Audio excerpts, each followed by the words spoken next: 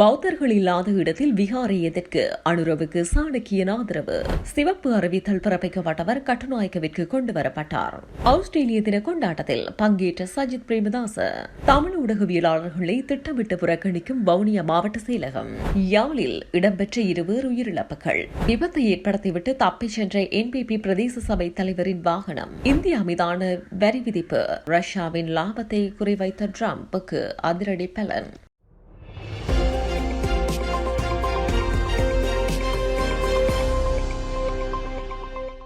பிரதான அனுசரணை வழங்குவோர் நண்டீஸ் ரெஸ்டாரண்ட் அண்ட் கேட்டரிங் சர்வீசஸ். பௌத்தர்கள் இல்லாத இடத்தில் விகாரைகளை அமைப்பது தொடர்பாக ஜனாதிபதி அனுரகுமார் திசாநாயக்க தற்போது தற்றுணிப்புடன் கூறிய கருத்துக்கு நாடாளுமன்ற உறுப்பினர் ராசபாடிக்கும் சாணக்கியன் ஆதரவு தெரிவித்தார். நாடாளுமன்றத்தில் நேற்று தினம் நடைபெற்ற பல்கலைக்கழக திருத்த சட்டமூலம் மீதான விவாதத்தில் உரையாற்றும் போதே அவர் இந்த விடயத்தை தெரிவித்துள்ளார். மேலும் ஜனாதிபதியின் உரையை எதிர்க்கட்சியினர் திரிவுபடுத்தியுள்ளதாகவும் அவர் இதன்போது சுட்டிக்காட்டியுள்ளார். இதன்போது மேலும் கருத்து தெரிவித்த அவர், ஜனாதிபதி பல்கலைக்கழகத்துக்கு சென்று குறிப்பிட்ட விடயத்துக்கு அவருக்கு நன்றி தெரிவித்தது கொள்கின்றேன். ஜனாதிபதி அங்கு குறிப்பிட்ட விடயத்தை எதிர்க்கட்சியினர் திரிவுபடுத்தியுள்ளார்கள். தவறான நிலைப்பாட்டை சமூகமயப்படுத்த முயற்சிக்கின்றார்கள். நாக விகாரைக்கோ அல்லது யாழ்ப்பாணத்தில் உள்ள ஏரிய விகாரைக்கோ செல்ல வேண்டாம் என ஜனாதிபதி குறிப்பிடவில்லை. பொதுஜன பெரமுன தலைமையிலான அரசாங்கம் வடக்கில் ஒரு விகாரையை பிடித்துக் கொண்டு செய்தவற்றை அனைவரும் அறிவோம். இதற்கு நாங்கள் ஆரம்பத்தில் இருந்து எதிர்ப்பு வெளிப்படுத்தியுள்ளோம். அந்த குழுவினர் பற்றியே ஜனாதிபதி குறிப்பிட்டார். அதை தவிர்த்து சிங்கள மக்கள் வைராக்கியத்துடன் நாகவிகாரியை வழிபடச் செல்கின்றனர் என ஜனாதிபதி குறிப்பிடவில்லை. ஜனாதிபதி தத்துணிப்புடன் தான் அவ்வாறு குறிப்பிட்டார். ஒரு பௌத்தர் கூட வாழாத இடத்தில் விகாரையை கட்டி அந்த விகாரைக்கு பேருந்தில் ஆட்களை அழைத்துச் சென்று அங்கு போராட்டத்தில் ஈடுபட்டு நாட்டுக்கு தீ வைக்க முயற்சித்த போது கடந்த கால ஆட்சியாளர்கள் வாயை மூடிக்கொண்டிருந்தார்கள். ஆனால் ஜனாதிபதி தற்றுணிப்புடன் அதற்கு எதிராக பேசினார். அதற்கு நான் நன்றியை தெரிவித்துக் கொள்கிறேன். கதிர்காமத்துக்கு தமிழர்கள் செல்வது பற்றியும் தற்போது குறிப்பிடப்படுகிறது.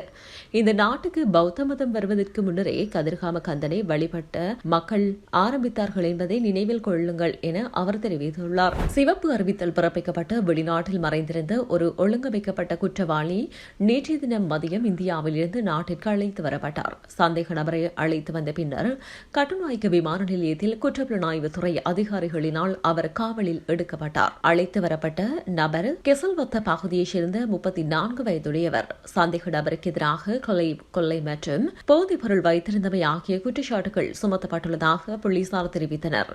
பின்வரும் குற்றங்கள் தொடர்பாக சந்தேக நபருக்கு எதிராக நீதிமன்றங்களில் சட்ட நடவடிக்கைகள் தொடங்கப்பட்டுள்ளன.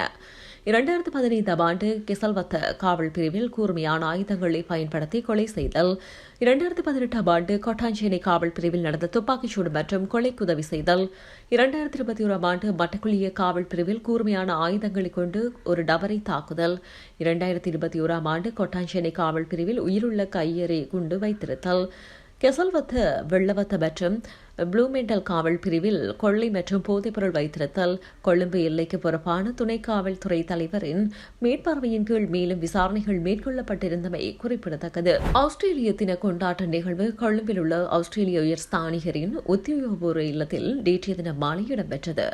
இதில் எதிர்க்கட்சித் தலைவர் சஜித் பிரேமதாசவும் கலந்து கொண்டார்.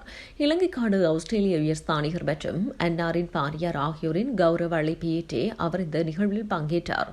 பல நாடுகளைச் சேர்ந்த வெளிநாட்டு ராஜதந்திரிகள் மற்றும் அரசியல்வாதிகள் உள்ளிட்ட தரப்பினர் இங்கு கூடியிருந்தனர். வவுனியா மாவட்ட செயலகத்தில் அமைச்சர்கள் கலந்து கொள்ளும் கூட்டங்களுக்கு தமிழ் ஊடகவியலாளர்களை அழைக்காது சிங்கள ஊடகவியலாளர்களை மாத்திரம் அழைக்கப்படுவதாக பாதிக்கப்பட்ட ஊடகவியலாளர்கள் குற்றம் சுமத்தியுள்ளனர். வவுனியாவிற்கு அண்மையில் நீதித்துறை அமைச்சர் வருகை தந்திருந்ததுடன் ஊடக சந்திப்பொன்றையும் மாவட்ட செயலகத்தில் நடத்தியிருந்தார். குறித்த ஊடக சந்திப்பில் சிங்கள மொழி ஊடகவியலாளர்கள் கலந்து கொண்டதுடன் தமிழ் ஊடகவியலாளர்கள் அவருக்கும் அழைப்பு விடுக்கப்படவில்லை.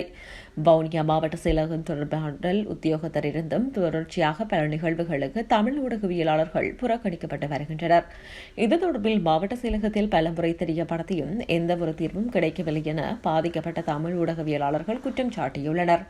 அத்துடன் இது தொடர்பில் ஊடகத்துறை அமைச்சர்கள் மற்றும் அரசாங்க தகவல் திணைக்களம் என்பவற்றுக்கு முறையீடு உள்ளதாக பாதிக்கப்பட்ட ஊடகவியலாளர்கள் தெரிவித்தனர். யாழில் காய்ச்சல் காரணமாக ஆடொருவர் உயிரிழந்துள்ளார். கொழும்புத்துறை ஹெலன் தோட்டத்தைச் சேர்ந்த கிறிஸ்டி ஜெயானந்தன் யூட்கிமோசன் என்பவரே இவ்வாறு உயிரிழந்துள்ளார். இதுகுறித்து மேலும் தெரிய வருகையில், கடந்த 21ஆம் தேதி காலை இவருக்கு காய்ச்சல் ஏற்பட்ட நிலையில் சிகிச்சை பெற்றுள்ளார். இருப்பினும் காய்ச்சல் குணமாகதால் 22ஆம் தேதி யாழ் போதனா வைத்தியசாலைக்கு கொண்டு செல்லப்பட்டார். இருப்பினும் சிகிச்சை பலனின்றி இன்று காலை உயிரிழந்துள்ளார். அவரது சடலம் மீதான மரண விசாரணைகளை திடீர் மரண விசாரணை அதிகாரி நமசிவாயம் பிரேம்குமார் மேற்கொண்டார். இதேவேளை யாழில் திடீரென மயங்கி விழுந்த குடும்ப பெண்ணொருவர் இன்றைய தினம் உயிரிழந்துள்ளார். திருநெல்வேலி கலாசாலை வீதியைச் சேர்ந்த சுபாகரன் ரதினி என்ற 4 பிள்ளைகளின் தாயை இவ்வாறு உயிரிழந்துள்ளார். இதுகுறித்து மேலும் தெரிய வருகையில், காலை கடன் கழிப்பதற்கு சென்றுள்ளார். நீண்ட நேரமாகியும் அவர் திரும்பி வராத காரணத்தினால் மகன் அவரை தேடி சென்று பார்த்த வேளை மயக்க நிலையில் காணப்பட்டுள்ளார். பின்னர் அவரை யாழ்ப்பாணம் போதனா வைத்தியசாலைக்கு கொண்டு சென்ற வேளை அவர் ஏற்கனவே உயிரிழந்து விட்டதாக வைத்தியர்கள் தெரிவித்தனர். அவரது சடலம் மீதான மரண விசாரணைகளை திடீர் மரண விசாரணை அதிகாரி நமச்சிவாயம் பிரேம்குமார் மேற்கொண்டு வந்தார். உடற்கூற்று பரிசோதனைகளுக்காக சடலம் யாழ் போதனா வைத்தியசாலையில் வைக்கப்பட்டுள்ளது. விபத்தை ஏற்படுத்திவிட்டு தப்பியோடிய மெதிக்கிரிய தேசிய மக்கள் சக்தி பிரதேச சபை தலைவரும் சொந்தமான வாகனம் மற்றும் அதன் சாரதி மெதிக்கிரிய காவல்துறையினரால் கைது செய்யப்பட்டுள்ளனர்.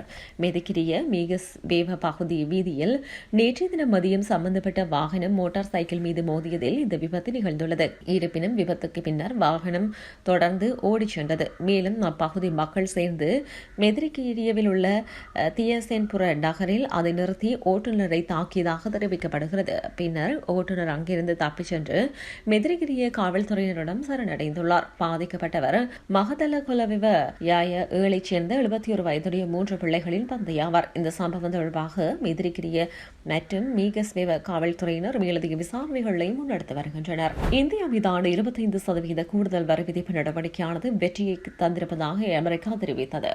அத்தோடு இந்தியாவுடன் ஐரோப்பிய நாடுகள் மேற்கொள்ளும் எண்ணெய் வர்த்தகமானது முட்டாள்தனமான நடவடிக்கை எனவும் அமெரிக்கா சுட்டிக்காட்டியுள்ளது. இந்தியா மீதான அமெரிக்கா அரசின் வரி விதிப்பு குறித்து அமெரிக்கா கருவூல செயலாளர் ஸ்காட் பெஷன்ட் ஊடகங்களுக்கு கருத்து தெரிவிக்கும் போதே மேற்படி விடயத்தை தெரிவித்தார். இதில் அவர் மேலும் தெரிவித்ததாவது, ரஷ்யாவிடமிருந்து எண்ணெய் கொள்முதலில் ஈடுபடுவதால் இந்தியா மீது அமெரிக்காவால் 25% வரி விதிக்கப்பட்டுள்ளது. இதன் காரணமாக ரஷ்யாவிடமிருந்து இந்திய நிறுவனங்களின் எண்ணெய் கொள்முதல் சீர்குலைந்துள்ளது.